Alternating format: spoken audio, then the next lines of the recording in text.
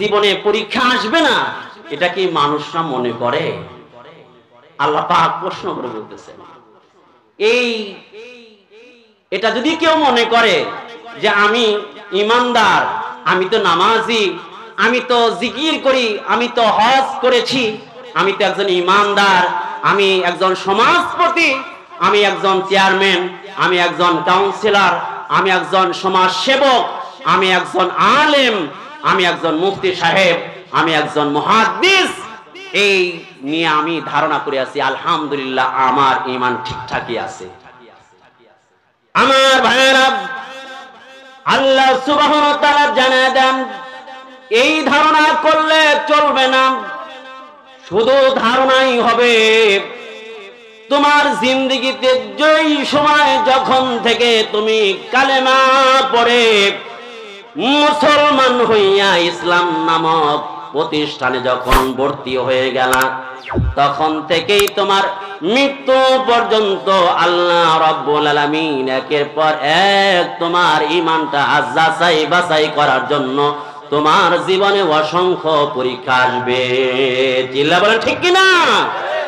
আমার ভাইয়েরা, যুগে যুগে যারা ইমানদার চলে গেছে, তাদের জিন্দেগিতে পরীক্ষা এসেছে, পরীক্ষা ছাড়া যায় নাই।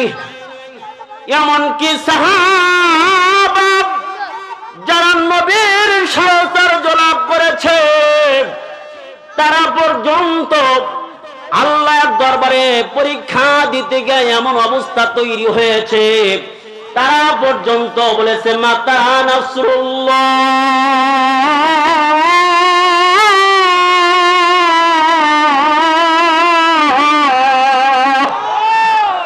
আল্লাহর সাহায্য কখন আসবে, আল্লাহ আসমান থেকে কখন আল্লাহ তাআলার সাহায্য হাত বাড়ায় দিবে।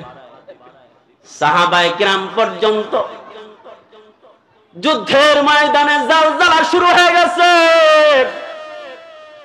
যেন সাহাবায়ে কিরামদের মধ্যে কিছু লোক যেন নৈরাশ হয়ে যাবে এমন উপক্রম হয়ে গেছে। কারণ কি ভাইরা? কারণ আল্লাহ পাক পরীক্ষা নিয়েছেন। আমার আপনার জিন্দেগিতেও পরীক্ষা দিতে হবে দোস্ত। পরীক্ষা যদি না দেয় তাহলে আমার আপনার ঈমান খাঁটি হবে না। কারণ হলো পৃথিবীতে যা কিছু আছে সব কিছুর উপরে পরীক্ষা চলে, এমনকি স্বর্ণের সাথে ভেজাল মেশানো থাকে, ভেজালটাকে আউট করে দেওয়ার জন্য স্বর্ণকারের কাছে যখন পৌঁছানো হয় তখন দেখবেন স্বর্ণের পানি দিয়া তাকে গরম করে স্বর্ণের পানির মধ্যে গালাইয়া দেখা যায় যেগুলো খাদ আছে ফেলে দেওয়া হয়, খাঁটি স্বর্ণগুলোই রেখে দেওয়া হয়। চিল্লা বলেন ঠিক কিনা? আমার ভাইয়েরা, ইমানদারের ঈমান যাচাই করার জন্য গদস্ত যুগে যুগে দেখা গেছে দুইটা দল হয়ে গেছে, দুইটা সাইড হয়ে গেছে। একটা দল হলো কাফের মুশরিকদের দল, আর একটা দল হলো ইমানদারদের দল। একটা হলো ফিরআউনের দল, আর একটা হলো মূসার দল। একটা হলো নমরুদের দল, আর একটা হলো ইব্রাহিমের দল। চিল্লাবেন ঠিক কিনা? একটা হলো আমার ভাইয়েরা এই যে আবু জেহেলের দল, আর একটা হলো মুহাম্মদুর রাসূলুল্লাহ সাল্লাল্লাহু আলাইহি ওয়াসাল্লামের দল। একটা হলো ইসলামকে ধ্বংস করে দেওয়ার দল, একটা হলো ইসলামকে প্রতিষ্ঠা করার দল। একটা হলো আফগানিস্তানের মতো গোটা পৃথিবীতে কালেমা উদ্দিন করার দল, আর একটা হলো কালেমাকে টাইনা নিচে নামানোর দল। চিল্লা বলেন ঠিক কিনা? একটা দল হলো এই খিলাফা কায়েম করার দল, সমাজে ইসলামী হুকুমত, ইসলামী আইন বাস্তবায়ন করার দল। একটা দল হলো রাষ্ট্রীয় ক্ষমতা ইসলাম যাকে এইটা দল, আর একটা হবে বাধা প্রদান করবে, তারা চাইবে না ক্ষমতা ইসলাম যাক, এটা চাইবে না। চিল্লা বলেন আছে কি নাই? আমার ভাইয়েরা পার্থক্য হয়ে যাচ্ছে। এই দেশ নয়, সুদূর বাংলাদেশ নয়, গোটা পৃথিবীতে কালেমার পতাকা পথ পথ করে উড্ডয়ন করার জন্য সময় সামনে আসবে। এমনকি ইমাম মাহদীর আগমন ঘটবে। ওই সময় ইমাম মাহদীর সৈন্য হওয়ার জন্য কে কে রাজি আছো? হাত তোলা দেখাও। আল্লাহ পাক কবুল করেন, বলুন আমিন। সেই সময়টা বেশি দূরে নয়, শুরু হয়ে গেছে। খেয়াল করেন, গোটা পৃথিবীর যেদিকে তাকাবেন, এই বন্ধু ভাইয়ের কোনো কারণ নাই। ওয়ান টাইম জীবন, মরলে তো মরে গেলাম, আর কোনোদিন ফিরে আসবো না। বাঁচা কখনো সম্ভব না, মরাটাই স্বাভাবিক, মরতেই হবে, এটাই চিরন্তন সত্য কথা। এই জন্য যতদিন হায়াত এই দেহের মধ্যে হায়াত থাকবে, ততদিন হকের পক্ষে হকের আওয়াজটা দিতে চাই। কে কে রাজি আছেন? হ্যাঁ, আল্লাহ তাআলাকে দেখা দেন, দুই হাত তুলে তাকবীর দেন। লিল্লাহি তাকবীর, এই মগাম লিল্লাহি তাকবীর।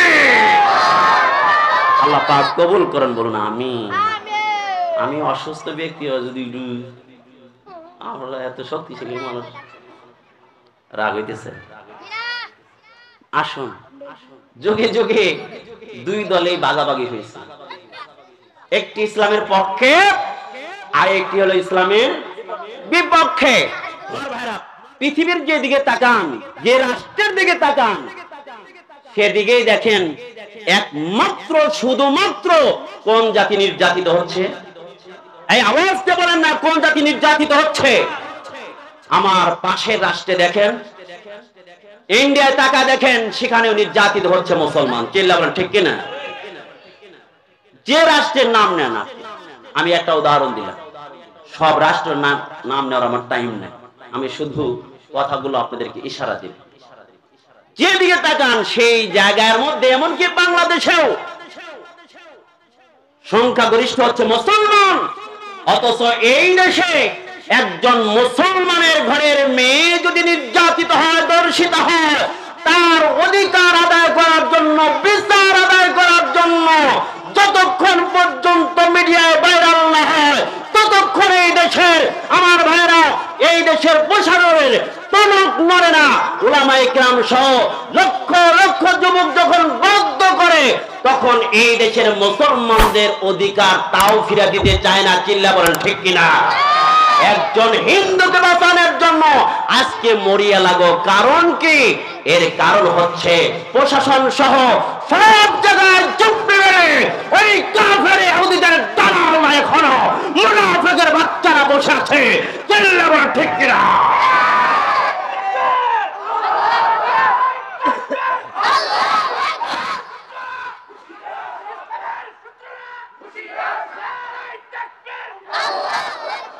এরা হলে বাংলাদেশের শাহজালাল আন্তর্জাতিক বিমানবন্দরে আগুন ধরিয়ে দেওয়া হলো, আজ পর্যন্ত তার কোনো বের করা হলো না। কারণটা কি? আজ পর্যন্ত এই ধরনের দুঃসাহস কেউ দেখাইতে পারে নাই, যা এই সময় ঘটছে। এর কারণ হচ্ছে এই দেশে এখনো চুপটি মেরে মুনাফিকের দালালরা বসে আছে, যার কারণে এই দেশে কথা বলে আজকে আমরা, আজ থেকে প্রায় 20 থেকে 25 বছর যাবত আমি নিজে তাফসীর মাহফিল ময়দানে করি। আওয়ামী লীগের সময় দীর্ঘ টাইম পর্যন্ত কথা বলেছি, এত বাধাগ্রস্ত হয়নি যতটা বাধাগ্রস্ত এখন হচ্ছি। কারণটা কি? দ্বিতীয়বার স্বাধীনতা লাভ করছেন না, এখনো স্বাধীনতা লাভ হয় নাই। যতক্ষণ পর্যন্ত এই বাংলার জমিনে ইসলামী হুকুমত কায়েম না করাবে, আমার ইসলামকে যতক্ষণ পর্যন্ত সংসদে না নেওয়া যাবে, ততক্ষণ পর্যন্ত ইনসাফ কায়েম হবে না, অধিকার আদায় হবে না। চিল্লা বলেন ঠিক কিনা? আমার ভাইরা বলতেছিলাম, যেখানেই যান, যে দেশেই যান, যে সময় তাকান, এখন আর অতীত আর সামনে যাবে না, সব সময় দল হবে দুইটা। কয়টা? এটা কি আমার কথা না আল্লাহ পাক কোরআনে বলেন? ফারিকুন ফিল জান্নাতি ওয়া ফারিকুন ফিস সাঈর। আল্লাহ রাব্বুল আলামিন বলেন, এই এত দলাদলি, বাংলাদেশে কতগুলো দল আছে আমার জানা নাই, আমার মনে হয় কমপক্ষে 100-র উপরে দল হইব। এত দল জানা নাই, এত দলাদলি আর এত মারামারি, কত দল আছে আমার জানা নাই। আল্লাহ পাক বলেন, যত দল করো, যত দলাদলি করো, সরে রাখো, দল হবে দুইটা। কয়টা? ফারিকুন ফিল জান্নাতি, একদল হবে জান্নাতীদের দল, ওয়া ফারিকুন ফিস সাঈর,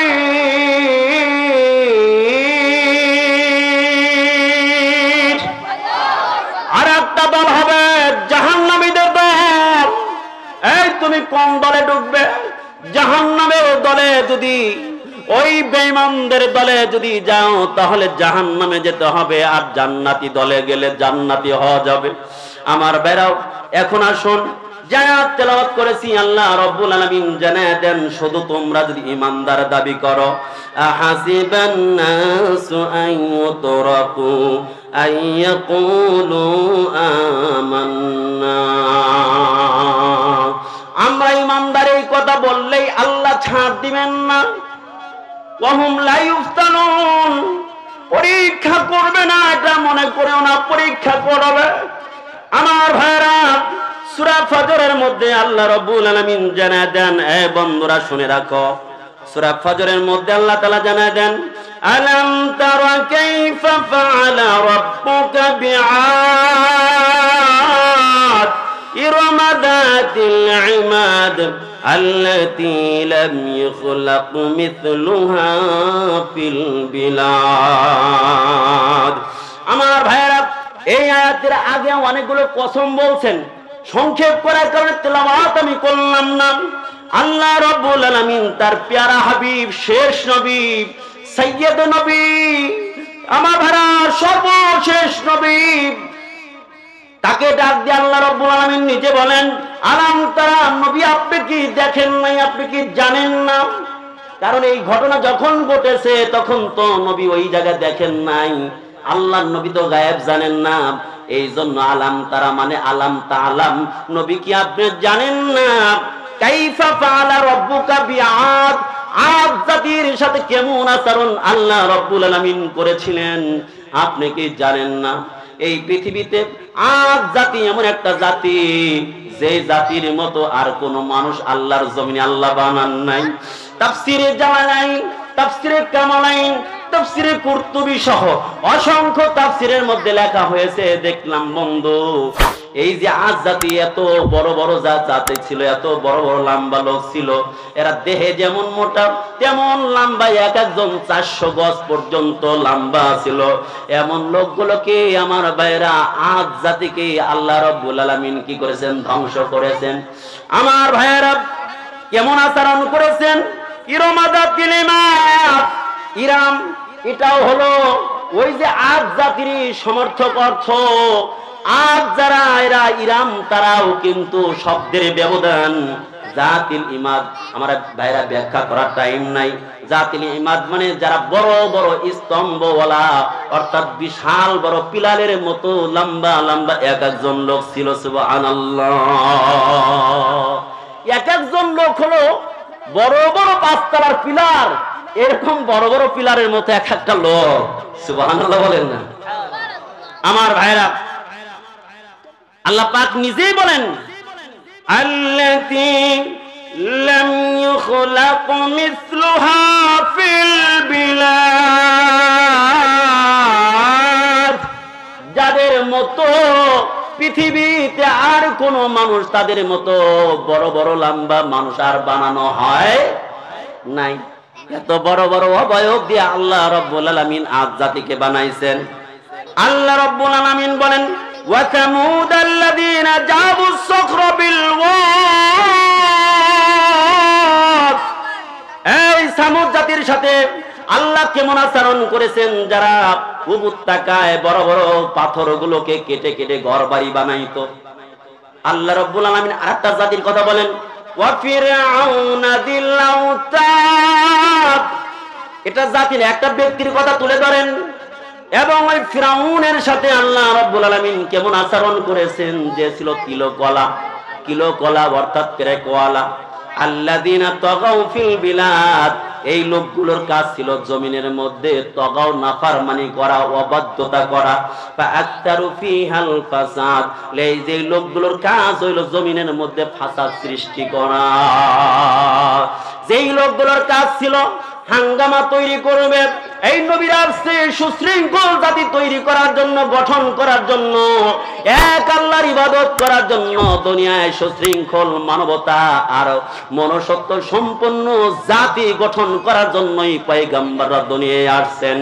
কিন্তু তার বিপক্ষে দেখবেন যারা আল্লাহ মানে না, রাসূল মানে না, তারা দুনিয়ায় তাদের চাওয়া পাওয়া, দুনিয়ায় অশান্তি তৈরি করে। তারা ক্ষমতার জন্য মানুষ মারবে, তারা ক্ষমতার জন্য, পদের জন্য মানুষ মারবে, এই টাকার জন্য টাকা পাচার করবে, কোটি কোটি টাকা, হাজার কোটি টাকা অবৈধভাবে কামাই করবে। ওই কামাই করতে গিয়া ফাসাদ তৈরি করবে, এক কথা কতল করবে, অন্যায়ভাবে সমাজকে ধ্বংসের মুখে ঠেলে দিবে। বলে এরা যারা যে কাজগুলো যারা করত, তাদের সাথে হে নবী আল্লাহ রাব্বুল আলামিন কেমন আচরণ করেছে আপনি কি জানেন না? কেমন আচরণ করেছেন আমার ভাইরা। আজ জাতি বলেছিলাম, যদি লম্বা টাইম পাইতাম তাহলে ব্যাখ্যা যাইতাম, বলতাম তারা কেমন অবস্থা ছিল তাদের ওই সময়ে। শুধু আমি হেডলাইন গুলো বলছি, এরা এত বড় বড় ছিল। এই লোকগুলো যখন হুদ আলাইহিস সালাম দাওয়াত দিলেন, হুদ আলাইহিস সালাম বলেন, এই ইয়া আইয়ুহান নাস কুলু লা ইলাহা ইল্লাল্লাহ তুফলিহুন, হে লোক সকলরা লা ইলাহা ইল্লাল্লাহ বলো, তাহলে সফলতা পাবে। এই কথা যখন বলেছে তখন এরা সবাই হুদ আলাইহিস সালাম বিরুদ্ধে আচরণ করছে। হ্যাঁ, এত স্রষ্টা, এত প্রতিমা, এত লাত, এত উজ্জা, এরা যদি শান্তি না দিতে পারে, তোমার এক আল্লাহ শান্তি দিতে পারবে? তোমার আল্লাহকে দেখা যায়? তোমার আল্লাহ কই? নিয়ে আসো। হুদ আলাইহিস সালাম তাদেরকে সুন্দর করে বুঝাইলেন, কিন্তু বুঝতে চায় না আমার ভাইরা। তখন হুদ আলাইহিস সালাম তাদেরকে যখন বারবার বুঝাইলেন, তখন বলে তোমার আল্লাহকে আমরা মানি না, তাতে যদি ক্ষমতা থাকে তোমরা আমাদেরকে তুমি শাস্তির ব্যবস্থা করো, সমস্যা নাই, তোমার আল্লাহকে আমরা মানি না। নাউজুবিল্লাহ বলেন না আমার ভাইরা। এই লোকগুলো এই কথা যখন বললাম, হযরতে হুদ পয়গম্বরের যখন অবাধ্যতা পোষণ করল, তখন দেখা গেল এক লাগাতার 3 বছর পর্যন্ত এলাকার মধ্যে বৃষ্টি নাই, পানি নাই, খাবার বন্ধ হয়ে গেছে, উৎপন্ন বন্ধ হয়ে গেছে, দুর্ভিক্ষ দেখা দিয়েছে, মানুষের মধ্যে হাহাকার লেগেছে, পানির ব্যবস্থা নাই, খাবারের ব্যবস্থা নাই, কি করা যায়? তাদের নিয়ম ছিল যখন দুর্ভিক্ষ দেখা দিত তখন তারা বড় একটা বাহিনী, তাদের প্রতিনিধির দল আল্লাহ তাআলার ঘরে বাইতুল্লাহর কাছে পাঠায়া দিত, হেরেমে পাঠায়া দিত। বাইতুল্লাহ গিয়ে এই লোকগুলো হেরেমে গিয়ে তোয়াফ কইরা মালিকের কাছে, রবের কাছে, এক রবের কাছে দোয়া করত। তারা কিন্তু রব একজন মানত, কিন্তু তার সাথে শরীক করত।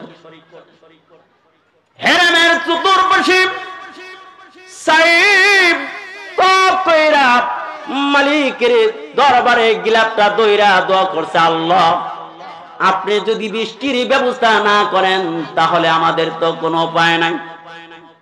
আর ভাইরা, আল্লাহ তাআলা এমন দয়ার সাগর।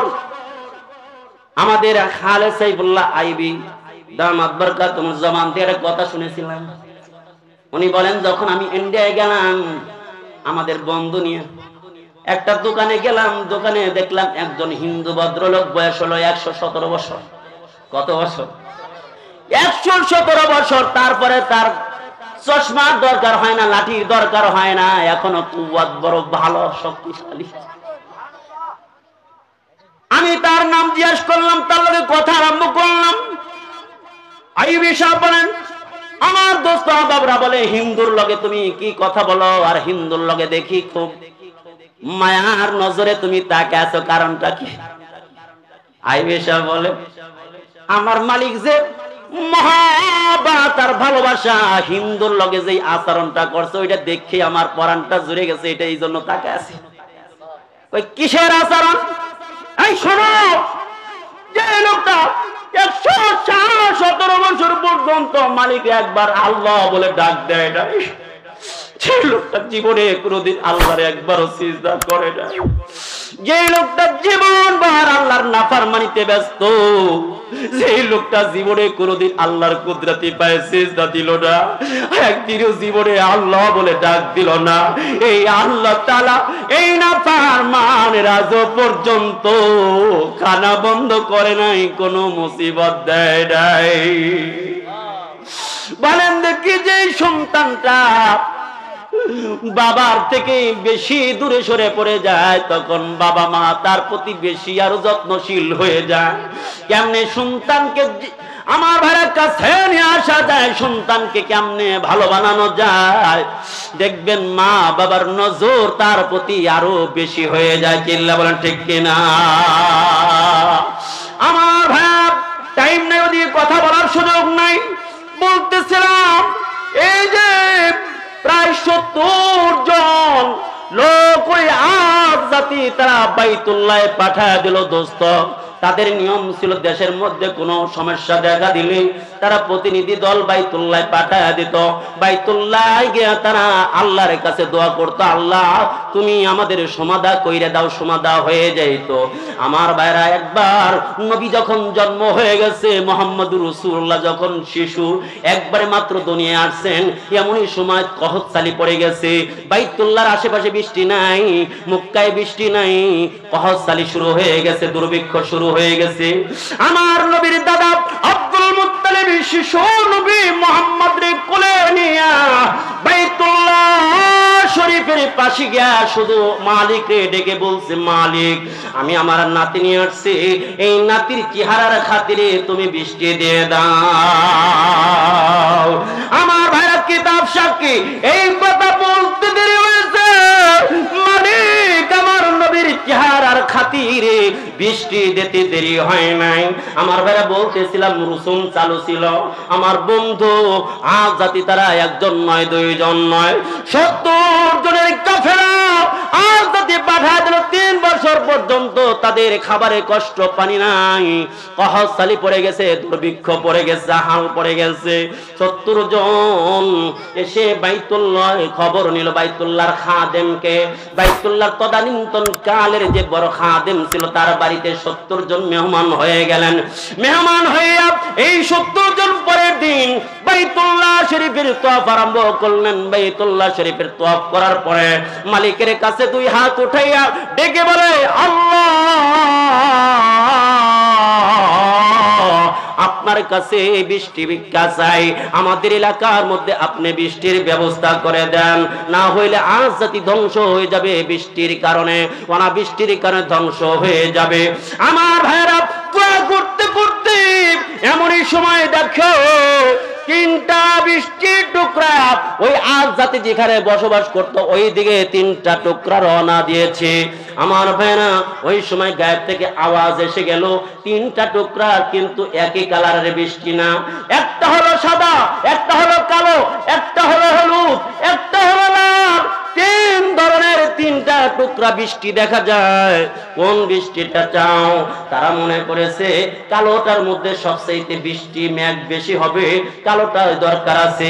এই জন্য যখন লোকগুলো বলল কালোটাই আমাদের দরকার, কালো মেঘটাই আমাদের এলাকার মধ্যে গিয়ে বৃষ্টির ব্যবস্থা করে দাও, আল্লাহ তাআলার কি কারিশমা বন্ধুরে, এই চাইতে দেরি আর বৃষ্টিটা দৌড়াইতে দেরি হয় নাই।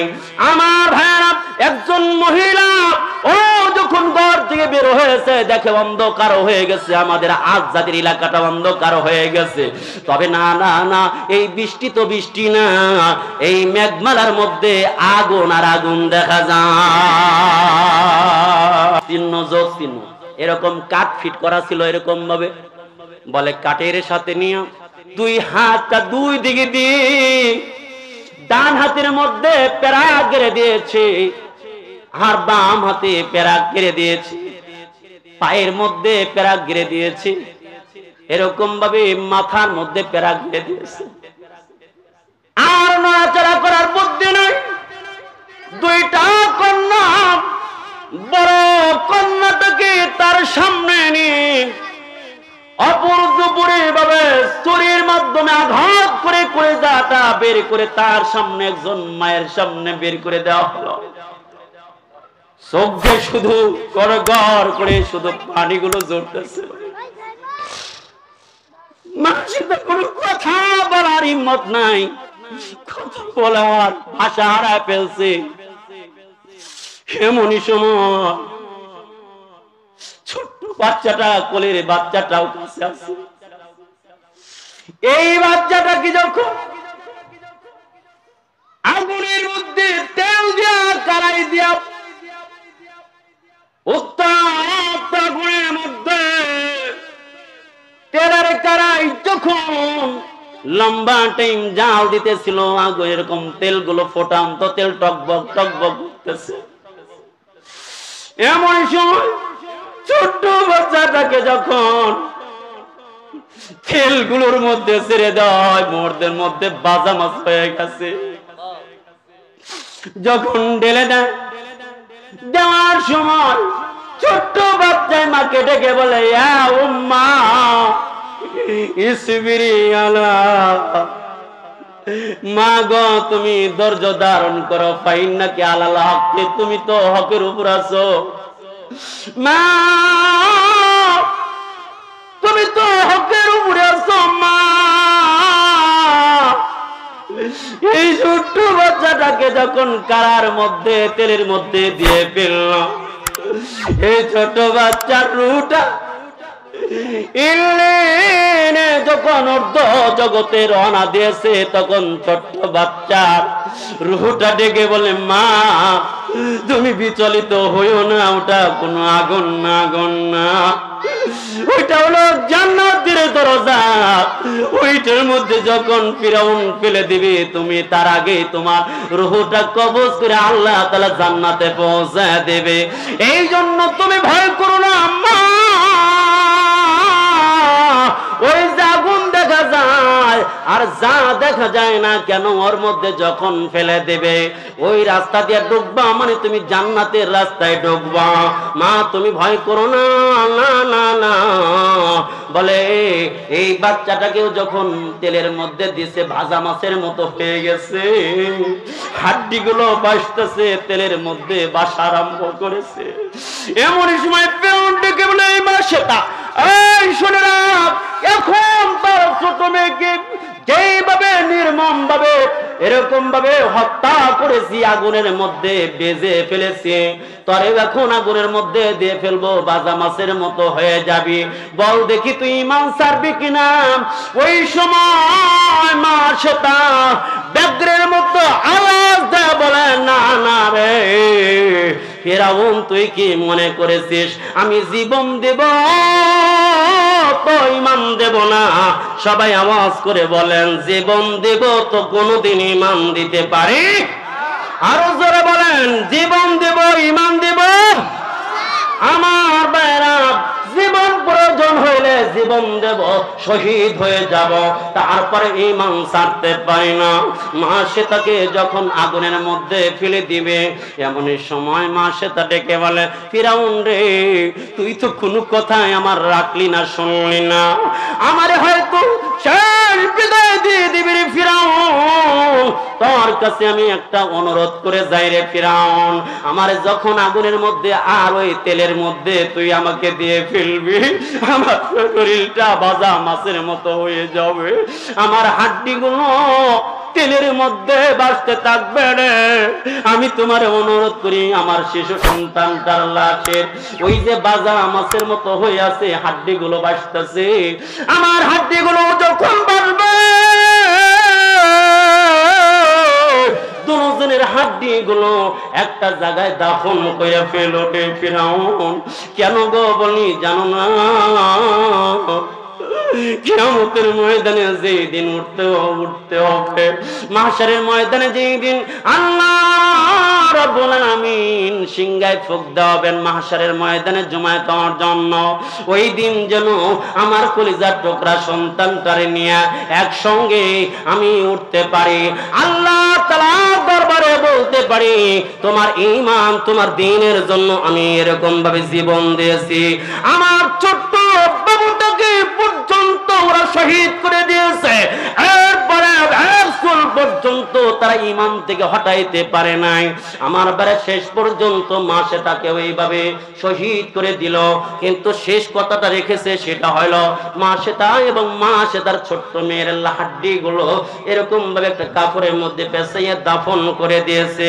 বন্ধুরে, মা সেটার স্বামীর নাম ছিল হিজকিল। নাম কি ছিল? জোরে বলেন। আপনি কষ্ট হইতেছে? একটু জোরে বলেন, লা ইলাহা ইল্লাল্লাহ। জোরে, লা ইলাহা।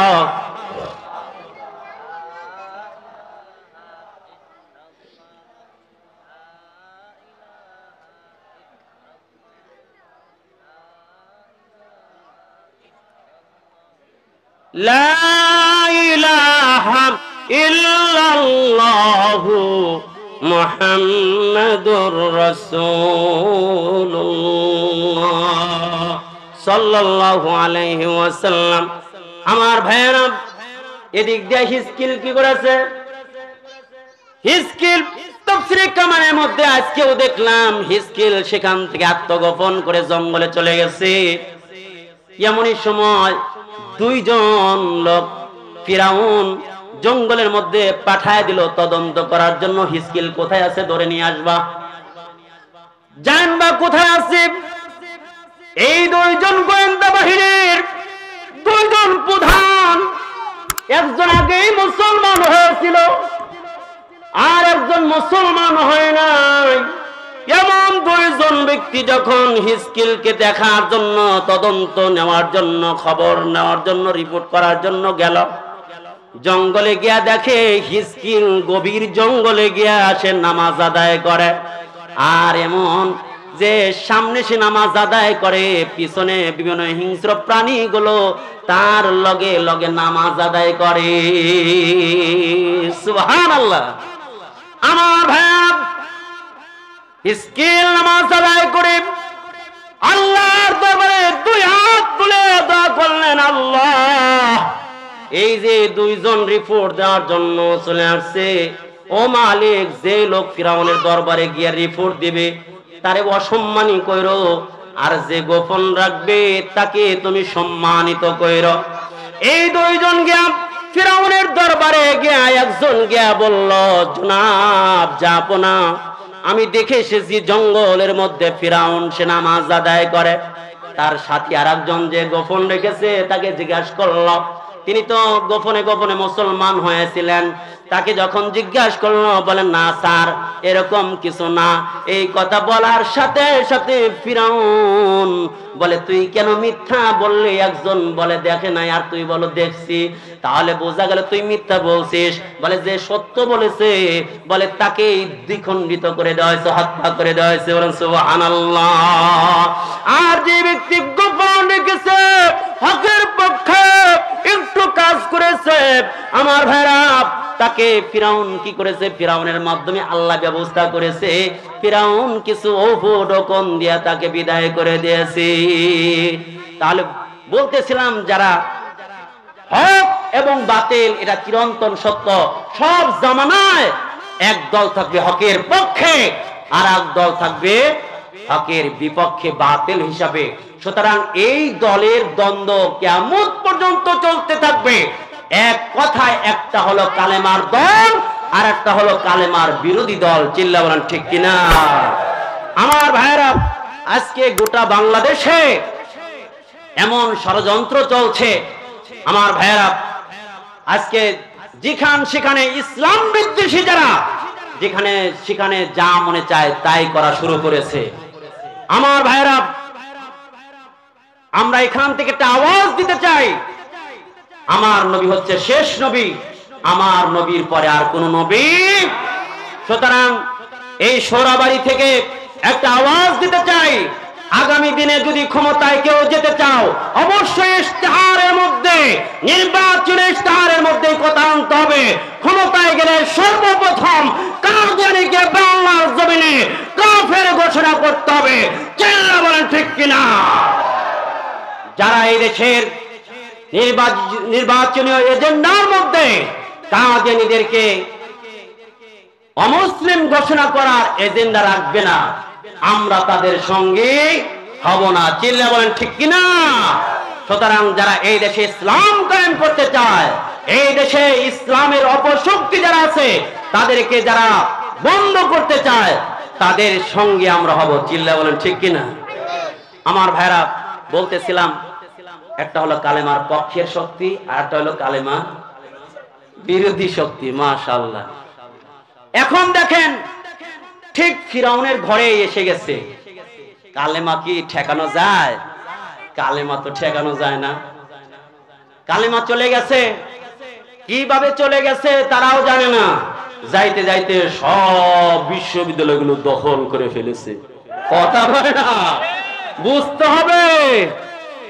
বন্ধ করতে করতে এমন অবস্থা হয়ে গেছে, বন্ধের মধ্যে অন্ধকারের মধ্যে যে কিভাবে ইসলাম ঢুকে গেছে নিজেরাও জানে না। এখন যেখানে যায় সেই বিশ্ববিদ্যালয়ে খেলে ইসলামের পতাকা উঠতে থাকে। চিল্লা বলেন ঠিক কিনা? এখন তো ফিরাউন নিজেও জানে না ঘরের মধ্যে ইসলাম কিভাবে ঢুকছে। হ্যাঁ, তো আইন জারি করেছে, হুকুম ফরমান জারি করেছে, এখন আর কোন বাচ্চা গ্রহণ করতে পারবে কেন? ফিরাউন একদিন স্বপ্নে দেখলো যে বনি ইসরাইলদের থেকে একটা আগুন এসে আমার ক্ষমতার মসনদকে পুড়িয়ে ছারখার করে দিয়েছে। এই স্বপ্ন দেখে সে বিচলিত হয়ে গেল। তখন সে তার যারা কাহেন ছিল, তারকা দেখে, নুজুম যারা ছিল, তারকা দেখে যারা ভবিষ্যৎবাণী করত, এদেরকে ডাকলো। আমার ভাইরা, তখন তারা রিপোর্ট করলো, জনাব অচিরেই বনি ইসরাইলদের মধ্যে এমন একটা শিশু বাচ্চা জন্ম নেবে যার কারণে সে যুবক হয়ে আপনার বৃদ্ধাচরণ করে আপনার ক্ষমতাকে ছিনিয়ে নেবে। তখন তো আর মাথায় আর ঘুম নাই, হয়ে গেছে পাগলের মতো। তাহলে আমার দায়ী করে দে ফরমান, এই দেশে যত বর্তমান শিশু বাচ্চা আছে, ছেলে বাচ্চা, সব হত্যা করে ফেল। সুতরাং সর্বপ্রথম শিশু হত্যার আইন জারি করেছে কে? ফিরাউন। সুতরাং যারা যে শিশু হত্যা করে, বাচ্চা হত্যা করে, এরাও কিন্তু কিয়ামতের ময়দানে ওই ফিরাউনের কাতারে উঠতে হবে। সুতরাং যারা বাচ্চাকে নিয়ন্ত্রণের নামে বাচ্চা হত্যা করে, শিশু হত্যা করে, এটা চরম ধরনের অন্যায়। ওই দিকে আর গেলাম না, ওটা আবার আলাদা সাবজেক্ট। আমার ভাইয়েরা, ফিরাউন রেড অ্যালার্ট জারি করে দিল, এই দেশে কোন ছেলে বাচ্চা থাকবে না, হত্যা করে দাও। হত্যা করে ফেললো। এমনকি বললো আজকে থেকে কোনো গর্ভ ধারণ করতে পারবে না, গর্ভ ধারণ করলে ওই মাস হত্যা করে দেওয়া হবে। আল্লাহ রাব্বুল আলামিন বলেন, যত রেড অ্যালার্ট জারি করস না কেন, বলে তাফসীর করা যাবে না, ওয়াজ করা যাবে না, আল্লাহ নামের স্লোগান দেওয়া যাবে না, কত না আইন করেছিল। আজকে তারাই বিদায় নিছে। আল্লাহু আকবারের স্লোগান বাংলার জমিনে আগের চেয়ে আরো বেশি চলতেছে। চলে বলেন ঠিক কিনা? আমার ভাইয়া, রেড অ্যালার্ট যতই জারি করুক না কেন, আল্লাহ বলেন এই বনি ইসরাইলের মধ্যে আমি এমন একটা বাচ্চা দেব, এমন কি ওর নাগের জায়গায় ওর কলের মধ্যে আমি মানুষ করব, সেই ব্যবস্থা আমি করে দিলাম। আল্লাহ রাব্বুল আলামিন বলেন, আমি বনি ইসরাইলের মধ্যে আমি একটা বাচ্চা দান করলাম মুসা আলাইহিস সালামকে। মুসার মাকে বললাম, মুসার মা তুমি ভয় করো না, তোমার বাচ্চাকে একটা বাক্সর মধ্যে নীল দরিয়ায় ছেড়ে দাও। নীল দরিয়া যখন ছেড়ে দেওয়া হলো, আমার বেড়া মৌজার তুফানের ধাক্কায় ধাক্কায় একদম আমার বেড়া ফিরাউনের রাজপ্রাসাদের পাশে গিয়ে যখন এরকম বাক্সটা ঠেকে গেছে, তখন আসিয়া দেখলেন সুন্দর একটা বাক্স, তার মধ্যে একটা বাচ্চা। আমার ভাইরা পরামর্শ করে ধরে নিয়ে আসলেন। আমার ভাইরা, ও বন্ধু, এই যে এই বাচ্চাটাকে দেখে দেখে বারবার ফিরাউন মন্তব্য করছে, মনে হয় এইটাই আমার শত্রু হবে, এইটাই আমার শত্রু হবে। মন্তব্য করার পরেও ও বন্ধু একদিন দাড়ি ধরে এমন জাকুনি মারছে, বলে ছোট্ট বাচ্চা জাকুনি মারলে একবারে কাত হইয়া পড়ে গেছে, মাথায় এরকম ভাবে ব্যথা শুরু হয়ে গেছে, জ্বর এসে গেছে। তখন ডেকে বলে, আসিয়া রে, আমার মনে হয় এই মুসাই আমার শত্রু হবে, ক্ষমতাটা কেড়ে নেবে। আসিয়া ডেকে বলে, আপনি কি যে বলেন, ছোট্ট একটা বাচ্চা দাড়ি ধরে জাকুনি দিছে, ছোট্ট বাচ্চার জাকুনি খেয়ে কথা বলতেছেন, আপনি কি বলতেছেন? আরে জানেন না, এটা তো ছোট্ট বাচ্চার জাকুনি না, এটা হলো নবীর জাকুনি। বলে, যার লগে সম্পর্ক স্বয়ং আল্লাহ তাআলা।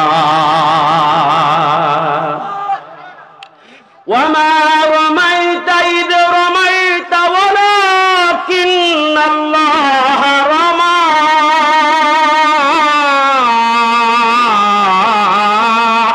আল্লাহ বলেন, যখন বাতিলের বিরুদ্ধে যখন মাটিটা নিক্ষেপ করো, দেখবা ওই মাটি তুমিও যদি বাহ্যিক ভাবে নিক্ষেপ করো, কিন্তু আমি ওদের কোন চোখে পৌঁছে দেওয়ার দায়িত্ব আমি আল্লাহ তাআলার, আমি যেন মাইরা দিই ওটা। তোমরা জানো না, বাতিলের বিরুদ্ধে যখন তোমরা স্লোগান দাও, বাতিলের বিরুদ্ধে ময়দানে যখন নামো, তখন খোদাই শক্তি থেকে যায়। এই জানো না, বদরের প্রান্তরে জানো না 313 জন সাহাবা, ওই জায়গায় 1000 আমার ভাইরা বদরের ময়দানে, ও বন্ধু, বদরের ময়দানে 1000 কাফের আর মুসলমানরা 300 জন। কেমন? উট নাই, লাঠি নাই, ফালা নাই, ছুরি নাই। এরপরেও যখন বদরের ময়দানে তাকবীর দিয়ে নেমেছেন, আল্লাহ রাসূল ওই বদরের ময়দানে হাতটা উঠাইতে উঠাইতে এইভাবে হাত উঠাইয়া আল্লাহ তাআলার দরবারে ওই দিন এমন ভাবে দোয়া করেছেন, চাদরটা গায়ে থেকে পড়ে গেছে, দুই এরকম কেতকুলার এরকম ভাবে বগলতলা পর্যন্ত, শুভ্রতা পর্যন্ত দেখা গেছে। দোস্ত, ওই দিন রাসূল কাঁদতে কাঁদতে ডেকে বলে, আল্লাহ, ও আল্লাহ, দাওয়াত দেয়া যে বাহিনীটা জীবন ভরা তৈরি করেছি গো মালিক, আজকে বদরের মাটিতে নিয়ে আসছি, আপনি যদি তাদেরকে শহীদ করে দেন, তাদেরকে যদি খতম করে দেন, এই কালেমার দাওয়াত আল্লাহর জমিন, আপনার জমিন কে আর দিবে? মক্কা নগরীতে কে কালেমার দাওয়াত দিবে গো আল্লাহ?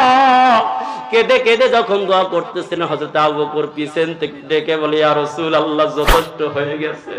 আল্লাহ তাআলার সঙ্গে সঙ্গে 5000 ফেরেশতার বাহিনী পাঠাইয়া আল্লাহ তাআলা সাহায্য করেছেন। বদর ইতিহাস আমাদের জানা আছে রে ভাই।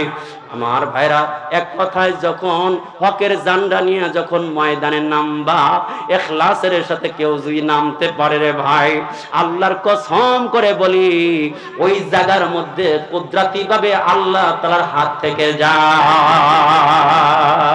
সুবহানাল্লাহ। আমার ভাইয়া বলতেছিলাম, ঢুকে গেছে তো ঢুকে গেছে, আসিয়ার কাছে চলে গেছে। এই কালেমার আবার যখন আসিয়ার কাছে চলে গেছে, আসিয়া মুসলমান হয়ে গেছে। এখন তো ফিরাউনের অর্ধাঙ্গিনী স্বয়ং মুসলমান। সুবহানাল্লাহ।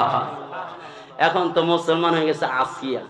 এখন আসিয়ার মধ্যে কালেমার ঘিরান পায়, কিন্তু প্রমাণ না পাওয়ার কারণে কিছু বলতে পারে না।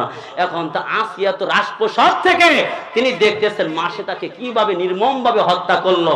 এই হত্যা করার কারণে তিনি প্রতিবাদ করে যখন ফিরাউন ঘরে এসে আসিয়ার কাছে বসে গেছে, তখন বললেন, আপনি এত নির্মম একটা নিষ্ঠুর জানোয়ার, এমন লোকটাকে এমন ভাবে পাষাণ নির্দয় ভাবে হত্যা করলেন, ছোট্ট করে শিশুকে এভাবে হত্যা করলেন।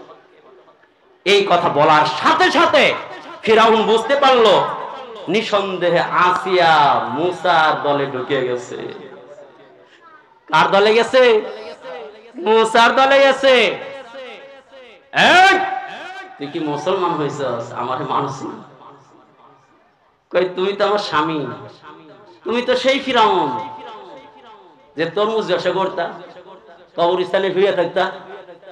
তোমার তো আমি চিনি, ভালো করে চিনি। তুমি আর খোদা হইলে কবে? তুমি তো খোদা হইতে পারো না। ফিরাউন ওর চালাক ছিল তো, দৌড়া গিয়া শ্বশুরে ডেকে নিয়ে এসেছে। আপনার মেয়ে বলে কি দেখেন, শ্বশুর এবার যখন তার মেয়েকে বুঝাইতেছে, অর্থাৎ ফিরাউনের শ্বশুর আসিয়ার বাবা এখন আসিয়াকে বুঝাইতেছে, গোটা মিশরে সবাই তোমার স্বামীকে খোদা মানে, তুমি মানলে সমস্যা কি? তোমার তো মানে ইজ্জত বাইরে যাবে। হযরত আসিয়া বলেন, কখনো হতে পারে না, আল্লাহর কসম করে বলি সে কখনো খোদা হতে পারে না। তবে হ্যাঁ, খোদা তো না এটা আমার জানা আছে। তারপরেও যদি এত পারনেওয়ালা, এত ক্ষমতা থাকে বইলা দে, তাহলে আল্লাহ তাআলা আমার মালিক পূর্ব দিক থেকে সূর্য উদয় করে, পশ্চিম দিকে অস্ত নেয়। যদিও খোদা হয়ে থাকে তাহলে পশ্চিম দিক থেকে সূর্যটাও আগামীকাল উদয় করবে, পূর্ব দিকে অস্ত যাবে। এইটা যদি পারে, এখন আসিয়ার বাবাও জানে, এইটা তো পারতো না। আসলে তো খোদা না, খোদা এটা তো সবাই জানে, কিন্তু বাধ্য হয়ে মানে আছে কি নাই। এমনও নেতা আছে যাদের জীবনে নামাজ নাই, গোসল নাই, হালাও নাই, হারাও নাই, কিচ্ছু নাই, বুঝতে জান না শুনেও তার পিছু কথা বলে না, আছে কি নাই? আমার ভাইরা, এখন আসিয়া বললেন একটা কাজ করো, তাহলে যদি পারে। ফিরাউন তো গেছে কাবুহিতা, একদম হাকা পাকে সম্ভব না। তখন গেছে অ্যাকশনে, কারণ কাফের বেঈমান যারা এরা যুক্তিতে যখন না পারে তখন যায় অ্যাকশনে। আমার ভাইরা, তখন শর্ট করে আমাদের হুজুর আসছেন, শর্ট করে বলছি, তখন আসিয়াকে নিয়ে ঠিক রাজ দরবারে দুই হাত দুই দিকে দিয়ে দুইটা পেরাক গেড়ে দিয়েছে, পায়ে পেরাক গেড়ে দিয়েছে। তখন বুঝতে পারছেন আমার শহীদ হতে হবে, এখানে জিন্দগি শেষ হয়ে যাবে। তখন আল্লাহর কাছে মৃত্যুর আগে একটু দোয়া করলেন। আমার ভাইরা, লম্বা কথা সংক্ষেপ করে বলি, ওই সময় মহিলাটা ডেকে ডেকে বলে, তোমরা কোশ্চেন কালো বাঁচতে পারবে না যতক্ষণ পর্যন্ত হযরতে হুদ আলাইহিস সালামের রবের উপরে ঈমান না আনবা, ততক্ষণ পর্যন্ত তোমরা এই পাকড়াও থেকে বাঁচতে পারবা না। তোমরা যদি এখনো তওবা করো, তওবা করে হুদ আলাইহিস সালামের রবের উপরে ঈমান আনো, তো আল্লাহ বাঁচাবে, না হইলে তোমরা কোশ্চেন কালো বাঁচতে পারবা না। আমার ভাইয়েরা, বৃষ্টির আগুনগুলো বর্ষিত হইয়া ওই আদ জাতিকে আল্লাহ পাক ধ্বংস করে দিলেন। আমার ভাইয়েরা, হুদ জাতিকে, আমার ভাইয়েরা এরকম ভাবে আদ জাতিকে ধ্বংস করে দিলেন, কওমে সামুদকে ধ্বংস করে দিলেন। আমরা ইতিহাস আমরা জানি, শুধু টাচ দেব। আল্লাহ রাব্বুল আলামিন বলেন, হে নবী আপনি টেনশন করবেন না। আলাম তারা কাইফা ফাআলা রাব্বুকা বিআদ, আপনার রব আদ জাতির সাথে কেমন আচরণ করেছে আপনি কি দেখেন নাই? আপনি কি জানেন না? এই সামুদ জাতির সাথে কেমন আচরণ করেছে, এই ফিরাউনের লগে কেমন আচরণ করেছে আপনি কি জানেন না? ফিরাউন যখন এক পর্যায়ে এরকম ভাবে খোদাদ্রোহী হইয়া নিজেই খোদা দাবি করে বসলো, আমার ভাইরা এলাকার মধ্যে এমন অবস্থা হয়ে গেল যারা বাধ্য হইয়া তাকে খোদা মানে। কিন্তু দেখবেন যারা তাওহীদ পড়তে জীবনকে বিসর্জন দেয়া হলে, শহীদ হয়ে হলেও হকের জান্ডা তুলে ধরার জন্য কখনো আমার ভাই মিথ্যার সাথে, শিরকের সাথে, অন্যায়ের সাথে কখনো একমত হবে না। চিল্লাবেন ঠিক কিনা? আমার ভাইরা, তখন দেখে গেল কিছু লোক গোপনে গোপনে তারা মুসা আলাইহিস সালামের উপরে মানে নিয়েছে। মুসা আলাইহিস সালামের কাহিনী বলা উদ্দেশ্য না দোস্ত, সবই আমরা জানি। আমার ভাইরা ফিরাউনের কোষাধ্যক্ষর নাম ছিল হিজকিল। তাফসীরে কামালের মধ্যে উল্লেখ করা হয়েছে কোষাধ্যক্ষর নাম ছিল হিজকিল, তার একজন স্ত্রী ছিল, তার নাম ছিল মাশেতা। ওই মহিলাটা ফিরাউনের বাড়িতে কাজ করত, দাসীর কাজ করত। আমার ভাইরা, এই মাশেতা ফিরাউনের মেয়ের মাথায় চুরি করতেছিল।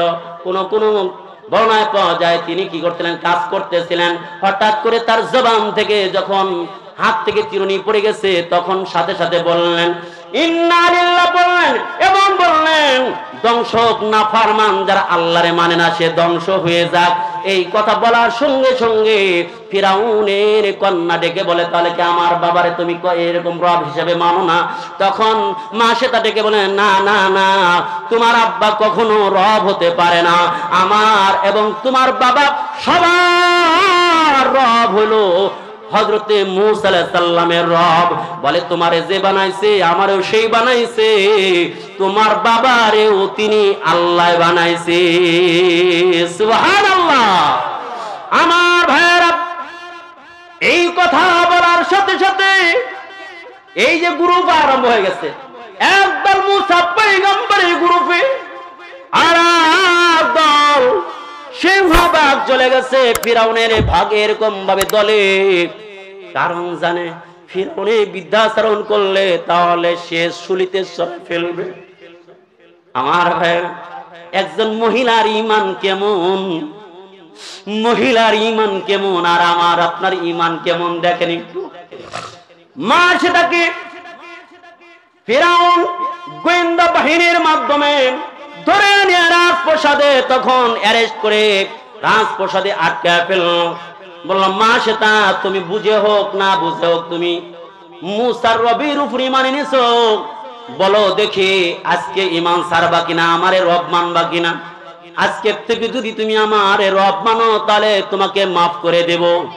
মা সেটা বললেন না না, আপনারে কখনো রব মানতে পারি না, যে রব আমারে বানাইছে ওই রবে আমি রব হিসেবে মানি।